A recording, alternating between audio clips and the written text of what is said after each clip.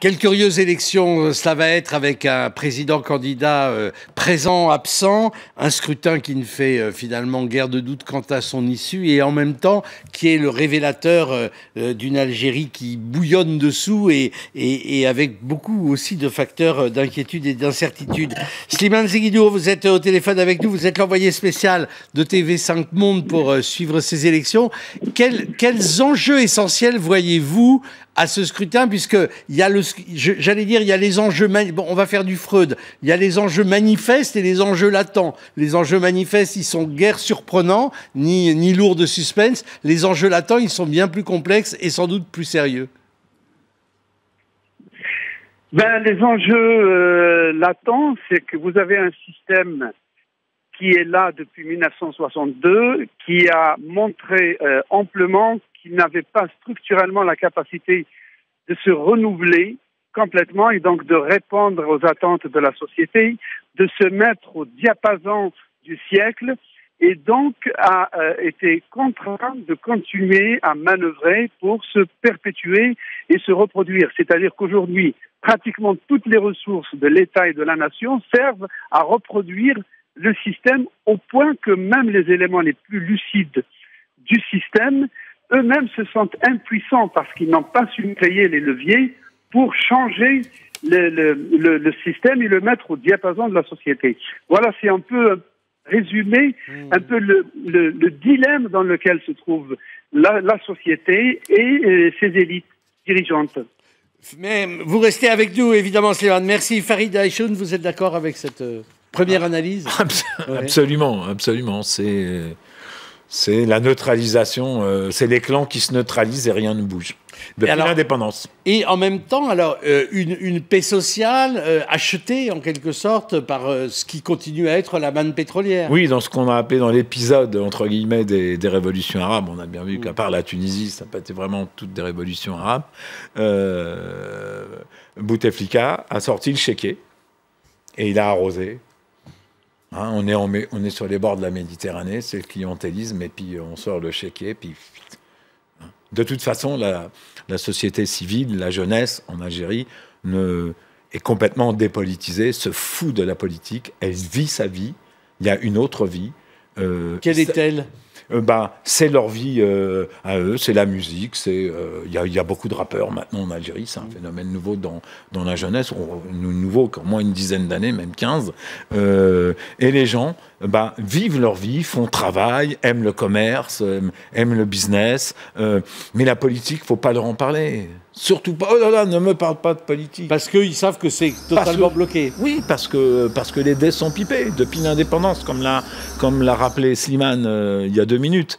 Tout est bloqué depuis 1962.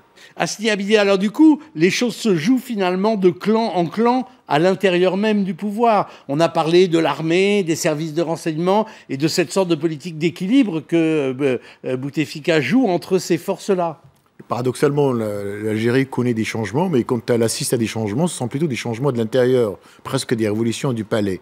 Mais l'indifférence de la jeunesse vis-à-vis de la politique, ça ne veut pas dire qu'il n'y a pas de dynamique sociale et dynamique culturelle et économique qui traverse cette société. Et je crois que l'élection, en tout cas le vote sur Bouteflika, va provoquer un scénario inédit. C'est-à-dire le président aujourd'hui, diminué physiquement, ne peut pas gouverner, ne peut pas assurer un autre mandat de 5 ans. Qu'est-ce qui va être la suite? Je crois que ce n'est pas l'issue de 17 avril qui est importante, mais ce sont plutôt l'après. C'est le 18 avril qui est très important. Comment vous présenteriez les enjeux après, justement?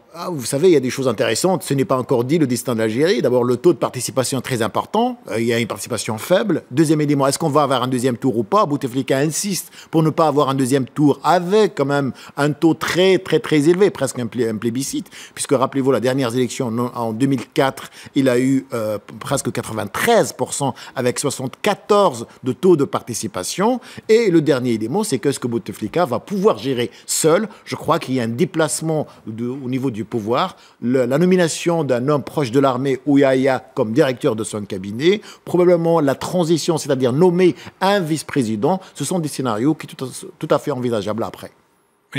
Oui, l'enjeu principal, c'est le futur. Donc, il se dit même à Alger que, vu son état de santé, s'il venait à disparaître dans les mois qui viennent, il aurait on lui organiserait des obsèques nationales. C'est le grand Zaïm, le chef suprême. Il a toujours rêvé de finir président. président. À mourir au bureau.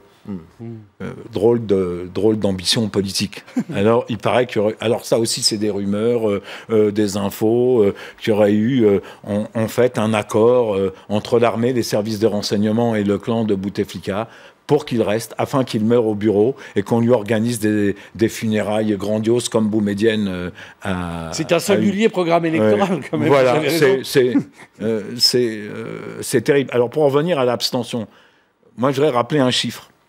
En 1991, quand le FIS a gagné les législatives, il y a eu 50% d'abstention, alors que tout le monde savait.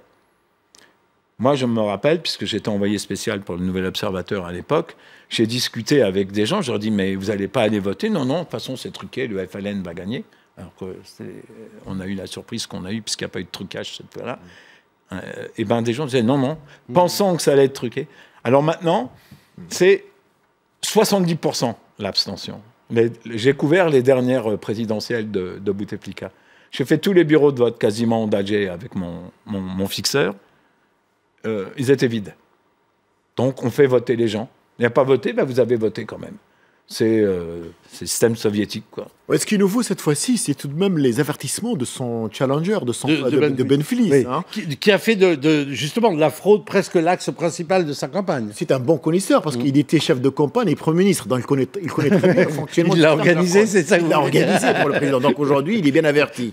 Et vous savez ce qu'il a fait? Il a nommé 60 000 observateurs, ou ce qu'on appelle les scrutateurs, qui vont photographier les procès-verbaux, parce que selon la loi électorale en Algérie, c'est que les représentants des partis politiques ont le droit de prendre une copie de procès-verbal au niveau de la commune et au niveau de la wilaya. Donc là, c'est un événement nouveau, sans parler, bien sûr, certains militaires qui ont pris, bien sûr, fait et cause pour Benflis. Amel Boubacar, vous êtes avec nous, sociologue et spécialiste de l'islam politique.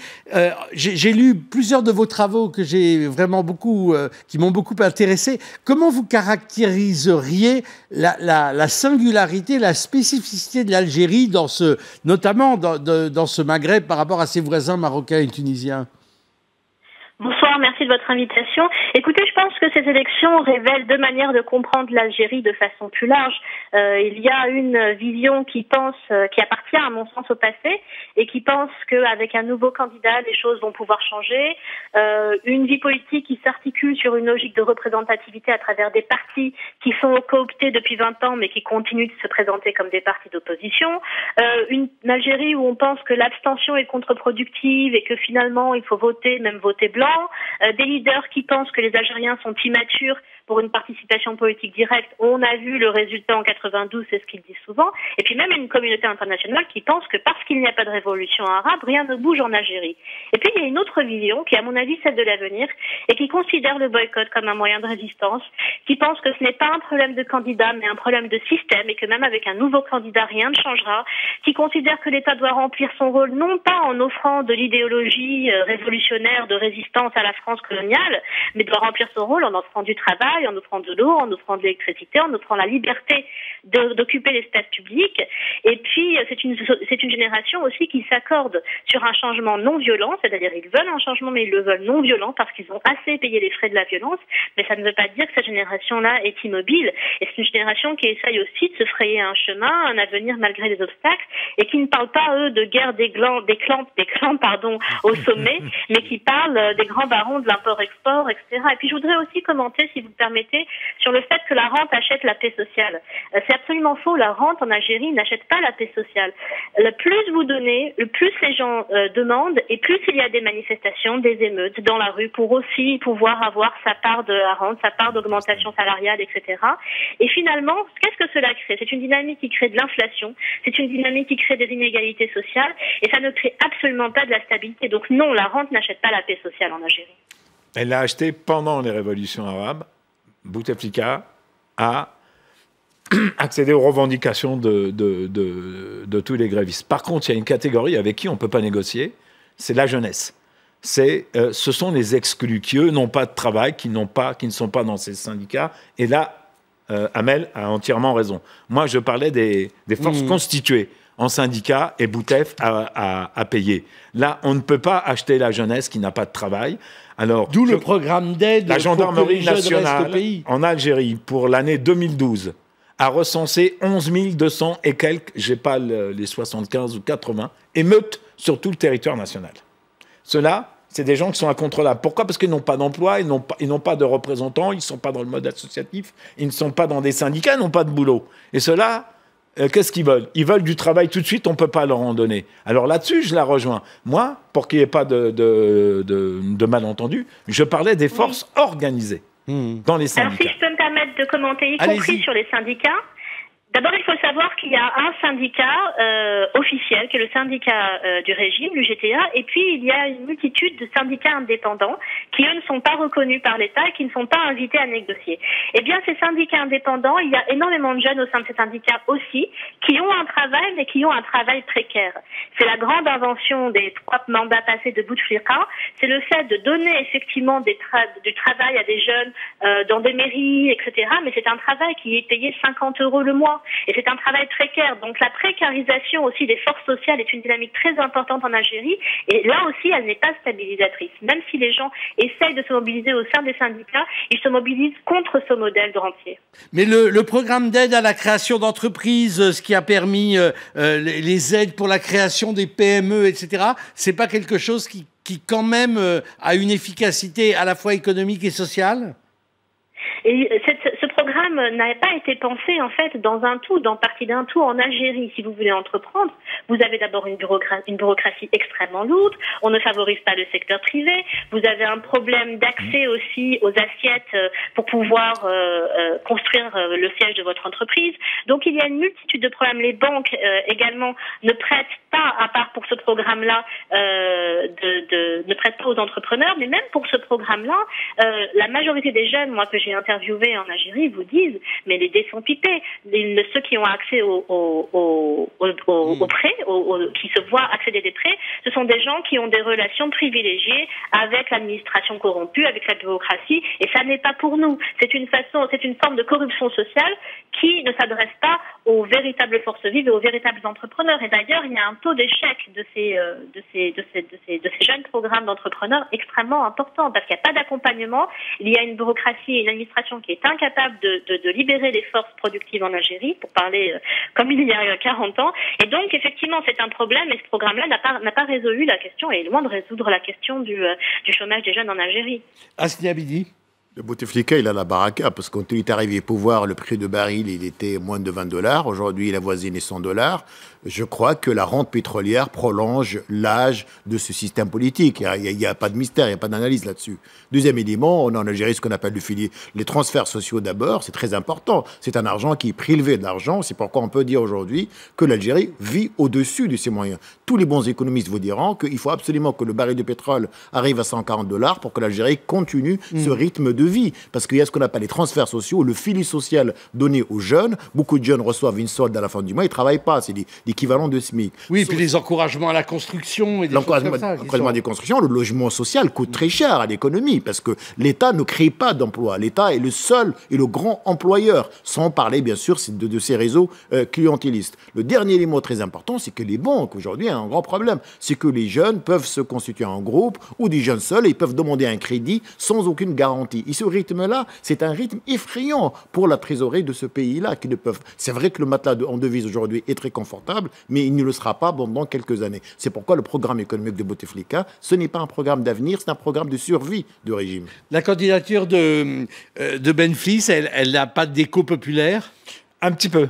Bon, moi, d'après, je téléphone, je vois avec de gens, je vois sur les réseaux sociaux, mais le problème, c'est qu'il appartient au système. Il est déjà grillé, le bonhomme. Il appartient au système. Donc, il va dénoncer... Il a été humilié à la dernière présidentielle. Oui, il a fait un score très décevant. Il a été humilié parce que l'armée l'a humilié, parce que l'armée n'a pas voulu lui. Elle a reconduit... Enfin, l'armée... Hein, alors là aussi, on va dire que l'armée, c'est la seule institution démocratique dans ce pays qui fonctionne au consensus. Ils se mettent d'accord. Il y a plusieurs clans. Il y a plusieurs clans dans l'armée. Mais ils se mettent d'accord, arrivé à un moment donné, ils se mettent d'accord. Comme là, apparemment, ils se sont remis d'accord sur la candidature de Bouteflika, dont on savait qu'entre l'état-major et le DRS, il y avait un problème. Ce DRS même qui est allé chercher Bouteflika pour le mettre... DRS, c'est les services de renseignement. Voilà. Ça veut dire que Benfis pourrait être, à terme, quand même, une figure de succession, d'alternative? Oui. Absolument. Et s'il y avait un miracle et qu'au dernier moment, les militaires aient changé d'avis et qu'on ait un miracle ce soir dans les urnes. Et que ce soit Benfis. Ah Non, c'est un scénario envisageable, c'est-à-dire en cas, bon, par je exemple, de plaisante un petit manifestation, peu, mais en cas de manifestation ou d'émeute, c'est-à-dire Ça peut être un recours. Absolument, il faut absolument quelqu'un qui incarne un petit peu l'opposition. Si aujourd'hui toute la critique sont canalisées par la personne de Bouteflika, et ça c'est de bonne guerre pour l'armée, évidemment il faudrait une autre personne pour justement rassurer cette population contre l'élection de Bouteflika. et puis Bouteflika, Et pardon. un exemple, Amel, allez-y. un exemple très concret sur Benfis, sur les limites qui font qu'il puisse incarner une alternative et une opposition concrète, crédible demain. Lorsqu'il a annoncé qu'il ne se tairait pas vis-à-vis de la fraude et qu'il mobiliserait éventuellement même 60 000 de ses militants, eh bien, ce qui aurait été beaucoup plus productif, c'est d'appeler la population algérienne avec l'aura de responsable qui est la sienne, à se mobiliser ensemble au-delà des fractures idéologiques, au-delà des appartenances partisanes. Il ne l'a pas fait. Il continue de cliver et d'être dans une bipolarisation avec Bouteflika. Il continue de cliver la société algérienne, ce qui ne peut pas être producteur d'alternatives à moyen comme à long terme. Amel, je vous coupe la parole parce que nous sommes au téléphone avec Marwan Benyaben de Jeune Afrique qui est dans son avion et on menace de le faire sortir si jamais il coupe pas son téléphone. Donc on va le prendre tout de suite. Votre analyse des enjeux de ce scrutin d'aujourd'hui?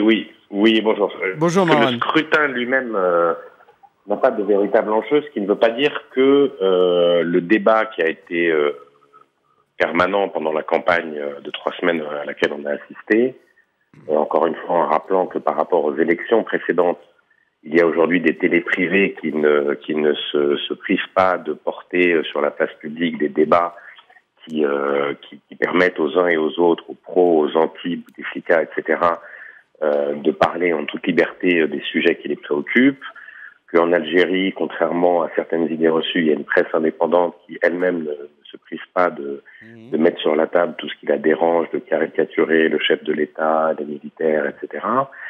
Donc on a aujourd'hui, contrairement aux différentes élections qui ont précédé, notamment aussi à travers les réseaux sociaux, la mise sur le tapis de tout ce qui concerne l'Algérie de demain. Et quel que soit le résultat d'élection, et même s'il n'y a pas de véritable suspense, tout le monde sait que le prochain mandat, et en tout cas l'horizon proche, c'est-à-dire le court terme, l'Algérie va devoir changer et ses dirigeants vont devoir tenir compte de cette aspiration au changement, parce qu'il y a un environnement local qui a évolué, qui sert à la fois de motivation pour la jeunesse, cette envie de changement, cette envie de modernité, etc., et qui aussi sert parfois de repoussoir, parce que la situation libyenne ou la situation égyptienne, pour les plus, disons, les plus dramatiques à certains moments, permettent aux gens de se dire, en tout cas autorisent certains à se dire, bon, finalement, la stabilité à tout prix est peut-être mieux pour nous, compte tenu aussi, encore une fois, de l'histoire contemporaine de l'Algérie, qui est plus chargée et plus dramatique que celle de ses voisins. Merci beaucoup, Marwan. Farid Eschoun, on voit bien tout ce qui est en train de mourir du système Bouteflika. Oui. On ne voit pas les contours du système qui pourrait naître après sur ces décombres. Oui, parce qu'ils n'ont pas, comme l'a dit en préambule Slimane tout à l'heure, Slimane Zridour tout à l'heure depuis Alger, ils ont tout est verrouillé depuis 62. Donc vous avez des gens qui ont des projets, mais ils sont bloqués. On les met de côté. Ce qui fait que c'est un système qui cherche qu'à se pérenniser tout le temps. Ils iront chercher, ils iront déterrer, je sais pas qui, ils nous mettent un type qui est à moitié mort, qui va voter en chaise roulante. C'est ça la valeur ajoutée de candidature de Bouteflika. Ouais. Finalement, elle montre les limites de ce système. Elle est presque emblématique de ce qu'est le système aujourd'hui. Voilà. Il faut rappeler que Bouteflika lui-même, dans son fameux discours de Sétif, il y a 2 ans, où il allait encore Enfin, il allait mal, oui. mais il pouvait encore se déplacer et parler. Et le bonhomme, il a de la verve. Hein. Il avait dit « Ma génération est finie. Je vais céder la place. » Apparemment, il y en a qui n'étaient pas d'accord pour qu'il cède la place. Moi, je pense qu'il était sincère quand il l'a dit.